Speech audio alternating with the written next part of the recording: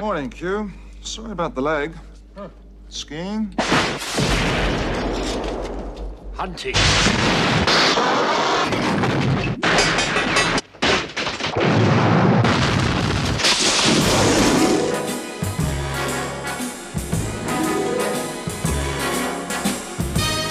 The name is Boothroyd, Major Boothroyd, also known as Q.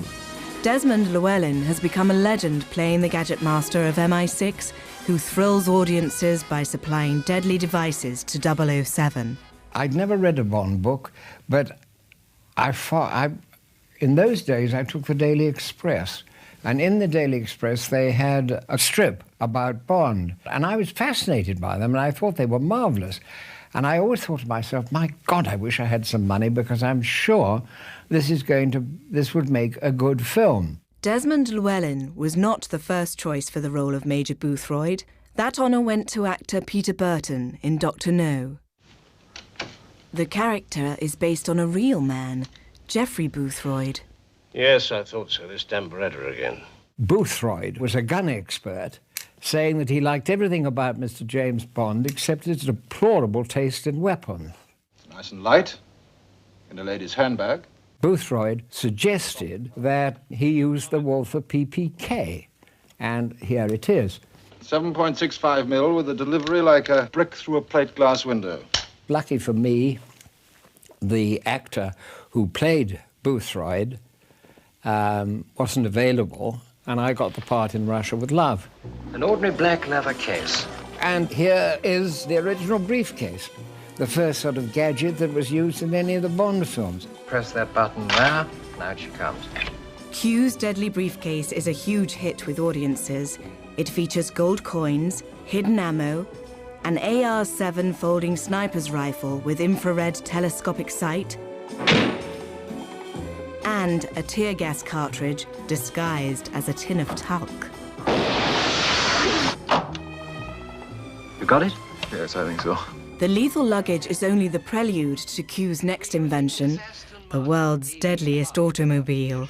Now, pay attention, please. Revolving number plates, valid all countries. Smoke screen, oil slick, rear bulletproof screen, and left and right front wing machine guns.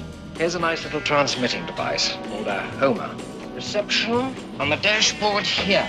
Perhaps the most famous thing of all about the car was the ejector seat. Ejector seat? You're joking. This is the first of many remarkable vehicles Q has provided for Bond. By land,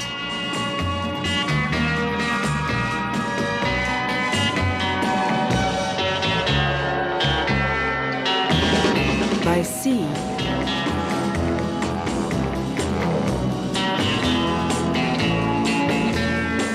by air.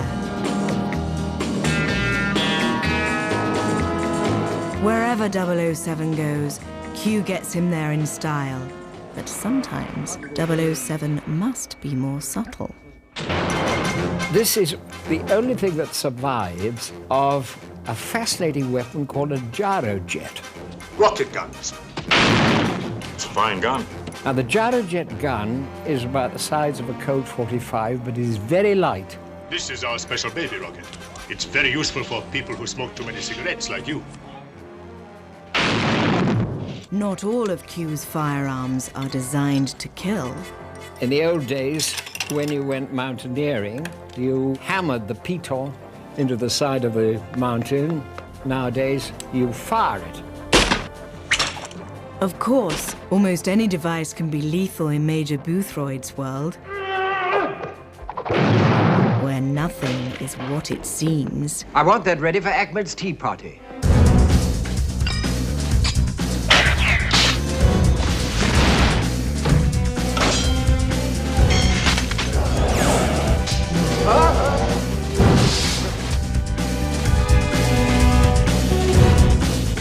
Very novel, Kira. We must get them in the stores for Christmas. James Bond lives in a world of uncertainty, but over the years, he has been able to rely on a man named Q. The Bond filmmakers know him as Llewellyn, Desmond Llewellyn. Working on the Bond film has always been fascinating because they're very friendly, very helpful. All the directors have been absolutely marvelous. You'd have sworn that this was a scientist. The homing device is compatible with the standard issue radio directional finder in your watch. One of the most difficult things for an actor to do is to give a long diatribe about some mechanical thing. All microchips were susceptible to damage from the intense magnetic pulse of a nuclear explosion. He's always given the most difficult dialogue to say. We already know that satellites with infrared heat sensors can detect a nuclear missile in flight by its tail fire. Well? Someone can now locate a submerged nuclear submarine in exactly the same way, by its wake. It's very, very difficult if you're giving a lecture about something you don't know anything about. The only person who wasn't helpful, of course, was Roger Moore. Q had, first thing in the morning, had a scene to do, and Roger decided he's going to have one of his practical jokes. I would sit down with a script girl and write gobbledygook dialogue. Absolute rubbish it would be, you know, something terribly complicated. Already the stuff in the script was impossible, but I made it worse. And I used to give it to poor Desmond, you know, just before shooting, with long words, terrible words, and you don't know what they mean, of course. They said, look, we've changed the scene, Desmond. Oh, yeah, okay, fine. And he started, you know, and the crew, everybody knows, except him. We all watched his face. He went white. I start breaking up. I can't give them, the titters all over. Everybody's going. Roger would be standing there, and he'd look at me pityingly, sort of saying, well, you're not going to get this, you know, old boy, why bother? Desmond looked at me with this desperation. This stupid actor is out of his mind. Of course, he knew that Roger had done it. It used to be very funny, actually. Every movie he would do it, he would always fall for it. Or he would stick up instead of the idiot board with my line on it, he would stick up a thing that would say bollocks on it, which of course didn't help. The other thing Desmond hated was the thought of wearing shorts. You only live twice. I did wear shorts, but then I wore army shorts. I think you say Desmond's going to be in shorts for the next thing. He would go mad. Roger is terrible. I mean, he was always pulling my leg and sort of interrupting. I'm very, very fond of Roger. Desmond Llewellyn often has said that he never really had the ability or the knowledge to do any of the technical gadgetry. He can't knock a nail in the wall properly. He's absolutely useless with his hands, which terrifies me now when I think back what I used to ask him to do. All of the gadgets he's given are, they work on film, they don't necessarily work behind the camera. In fact, his house has got nothing in it at all with gadgets. Desmond has to stand there and make it look as though he's built it and can work it very simply and easily. People are besotted with these gadgets.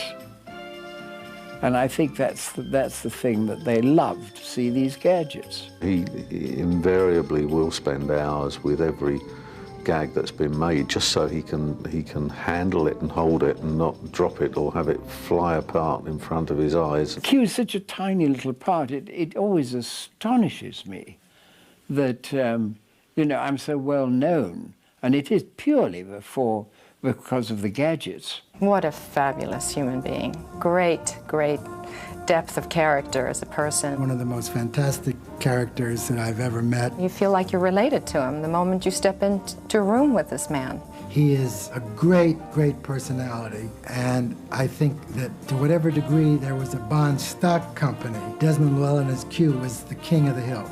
Remember, if it hadn't been for Q Branch, you'd have been dead long ago. If there wasn't a Q, there wouldn't have been a Bond. I've always tried to teach you two things. First, never let them see you bleed. And the second? Always have an escape plan.